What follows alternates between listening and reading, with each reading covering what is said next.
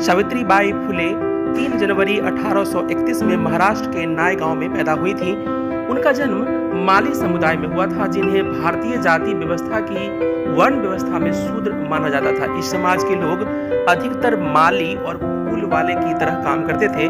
इस वजह से उन्हें बहुत बार भेदभाव का सामना करना पड़ा। आइए जानते हैं सावित्रीबाई फुले के बारे में 15 रोचक जानकारी। सावित्रीबाई पूरे देश की महानायिका हैं। उनको महिलाओं और दलित जातियों को शिक्षित करने के प्रयासों के लिए जाना जाता है। सावित्रीबाई फुले भारत की प्रथम महिला शिक्षिका थी। उन्होंने अपने पति ज्योतिबा फुले के साथ मिलकर स्त्री अधिकारों एवं शिक्षा के क्षेत्र में उल्लेखनीय कार्य किए। उन्हें आधुनिक मराठी काव्य का अग्रदूत माना जाता है। 1852 में उन्होंने अछूत कही जाने वाली बालिकाओं के लिए एक विद्यालय की स्थापना की थी।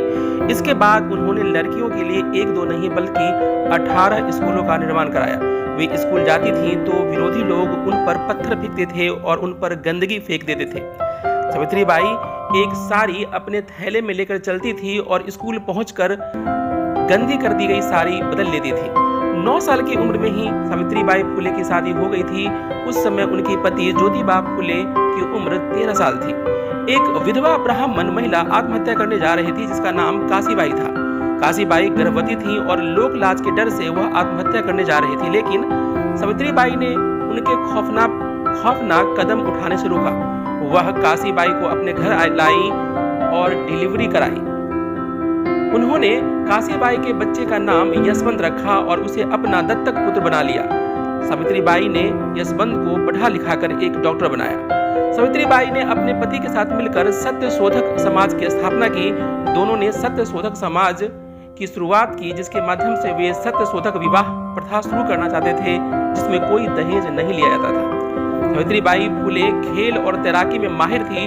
वह गुलेल और पत्थर से निशाना लगाने में बहुत चतुर थी और इस तरह से फल और पेड़ से तोड़कर नीचे ले आती थी। सावित्रीबाई ने एक सांप को देखा जो पेड़ पर चढ़कर अंडे खाने जा रहा था, जो कि घोंसले में था। सावित्रीबाई ने एक बड़ा पत्थर लिया और लक्ष्य लेकर उसने पत्थर को सांप पर फेंक दिया। सांप ने अपना रास्ता मोड़ लिया था। साथिया फरार, जो एक अमेरिकी मिशनरी थी, उन्होंने समाज सुधारक सावित्रीबाई फुले को बतौर शिक्षक के रूप में प्रशिक्षित किया था।